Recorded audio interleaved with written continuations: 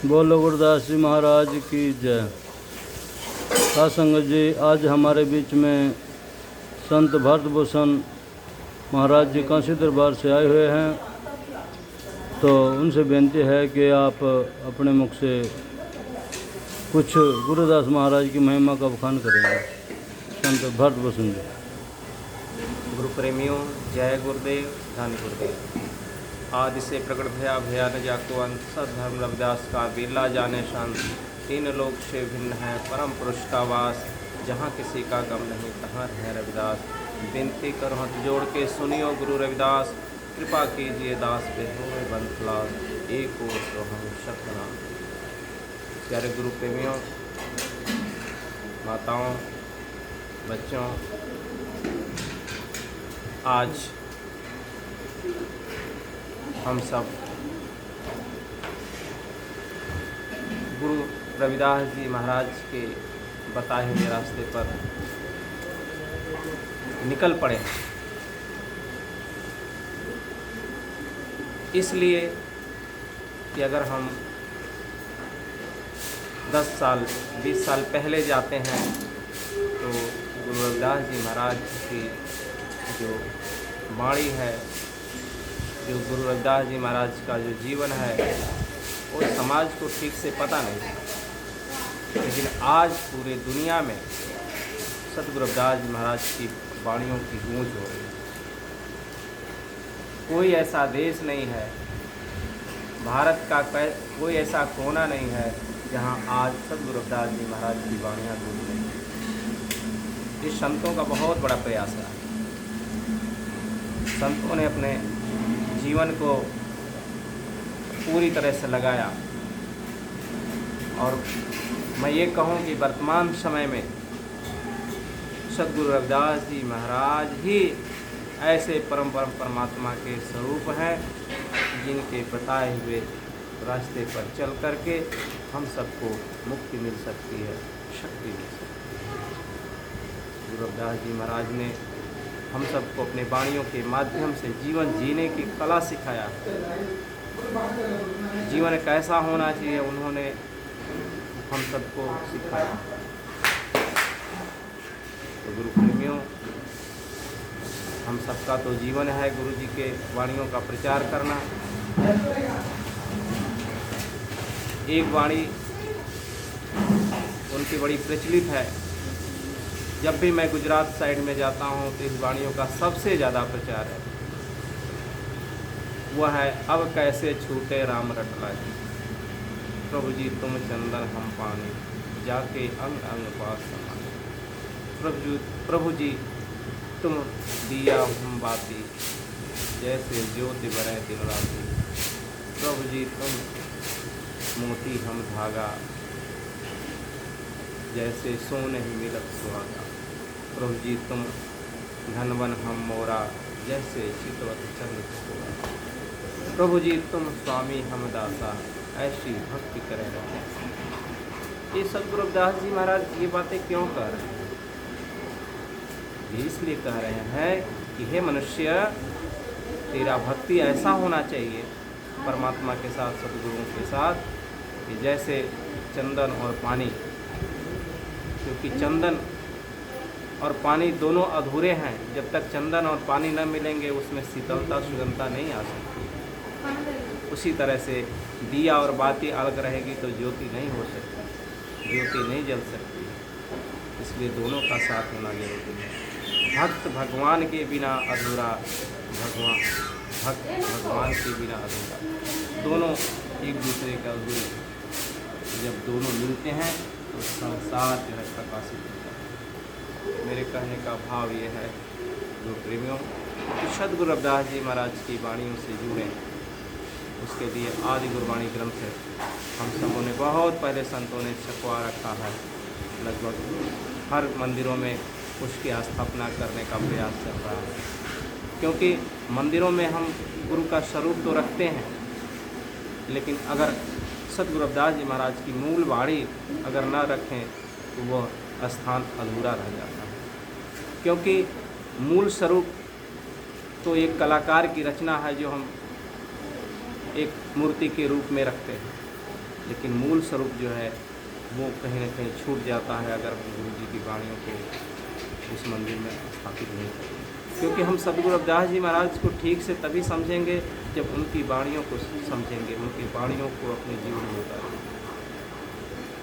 और जो प्रेमियों, आप सबको बताऊं कि हमारी एक संस्था है ऑल इंडिया आधार मिशन, उसके राष्ट्रीय अध्यक्ष होने के नाते भी और गुरु रविदास जन्मस्थान शोधन सेवा संस्थान न्यास की तरफ से पूरे देश में एक शोध होता है कि सद्गुरु रविदास जी महाराज के जहाँ जहाँ पवित्र स्थल हैं वो स्थल समाज के सामने आए।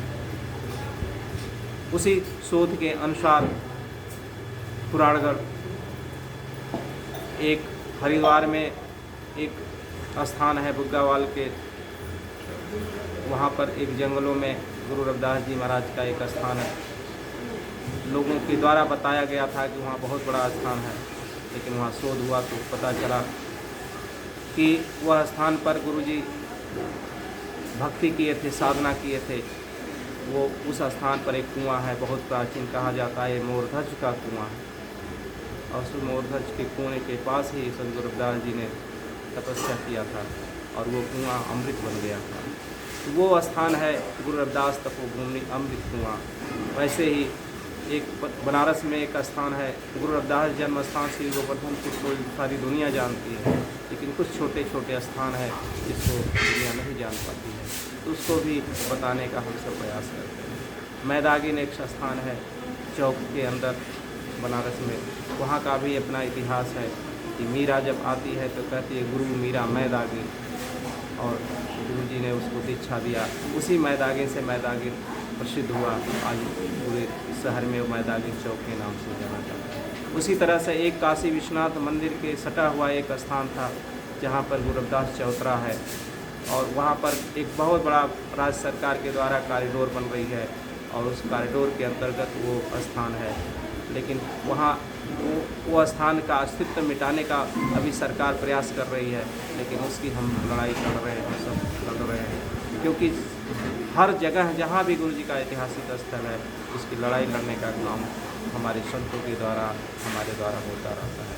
तो उसकी एक इतिहास है कि जब सिकंदर शाह लोधी जब सतना कसाई को भेजता है गुरु के पास कि जाओ और इनको इस्लाम स्वीकार कराओ, क्योंकि पूरे देश में गुरु का उस समय बहुत बड़ा प्रभाव हो चुका था। तो वो सतना फकीर जब जाता है तो उसी स्थान पर उसने वो गुरु जी से चर्चा करता है, और उस चर्चा के दौरान गुरु जी का ऐसा प्रभाव पड़ता है कि वो खुद शिष्य बन जाता है, और उसी लिए वो गुरु रविदास चौतरा पंचायती चौतरा के नाम से जाना जाता है। तो ज्ञानवापी और काशी विश्वनाथ मंदिर से सटा हुआ स्थान है, उसके लिए भी आप सबको अपने माध्यम से उसका प्रचार देश के अंदर करना चाहिए, उस अस्तित्व को भी बचाना चाहिए। अभी बिहार में औरंगाबाद में एक गुरु रविदास जी महाराज का ननिहाल है, वहाँ पर एक बहुत बड़ा मंदिर का निर्माण हो रहा है, जहाँ पर माता कर्मा का वो जन्मभूमि है, क्योंकि माता गुरु रविदास जी महाराज की माता का नाम कर्मा है, लेकिन कुछ लोग जो है पंजाब में उसको माता कलसी के नाम से जानते हैं, लेकिन असल नाम जो है माता कर्मा है। और वो गांव भी माता कर्मा भगवानपुर के नाम से जाना जाता है, क्योंकि ऐसी मान्यता है वहाँ के लोगों की कि जब माता कर्मा के गर्भ से गुरु रविदास जी पैदा हुए तो भगवान रूप में, तो इसलिए वो स्थान का नाम, उस गांव का नाम पड़ गया कर्मा भगवानपुर। तो इस तरह से चित्तौड़गढ़ में जहाँ पर राज किले के अंदर गुरु रविदास जी महाराज अपना अंतिम समय ज्योति ज्योत में समा गए थे, समाधि स्थल बनी हुई है। और तमाम ऐसे देश के अंदर हैं जो स्थान मैं गिनाते जाऊँ तो बहुत समय लगेगा। तो आप सब अपने गुरु के प्रति श्रद्धावान बनिए और जो पवित्र स्थल है वहाँ भी जाने का प्रयास करिए, और हम सब संत मिल करके इस अभियान को आगे बढ़ा रहे हैं। और सभी संतों से भी मेरा अपील है, क्योंकि मैं भारत भ्रमण पर निकला हुआ हूँ, तो सभी संतों से भी अपील करता हूँ कि सभी संत मिल करके एक एक दिशा तय करें और सतगुरु रविदास जी महाराज के विचारों को ठीक से फैलाएं। अपने डेरे तक वो अपने संत वो जो हैं अपने डेरे तक सीमित न रहें, क्योंकि अभी पंजाब के भी बहुत सारे संतों के साथ मेरी बैठक हुई और वहाँ पर साधु गुरु रविदास साधु संपदा सोसाइटी पंजाब वो एक संस्था चलाते हैं। उन लोगों से मैंने भी अपील किया कि साधु संप्रदाय सोसाइटी जो पंजाब में आप चलाते हैं सिर्फ साधु रविदासी सिर्फ पंजाब में ही नहीं रहते हैं, पूरे देश में रहते हैं। इसलिए सारे संतों को पूरे देश के संतों को मिला करके एक बड़ा सा एक संगठन तैयार किया जाए, ताकि समाज की कोई भी समस्या हो, चाहे धार्मिक समस्या हो चाहे सामाजिक समस्या हो, हम सब संत मिल करके उसको हल करने का प्रयास करेंगे। इसी बातों के साथ जय गुरुदेव। जय गुरुदेव जी। अच्छा, ये थे संत जी भरत भूषण जी महाराज, जिन्होंने अपने चरण गांव गढ़ी गोसाई में रखे और अपने गुरुदास महाराज की महिमा का बखान किया है। जय गुरुदास।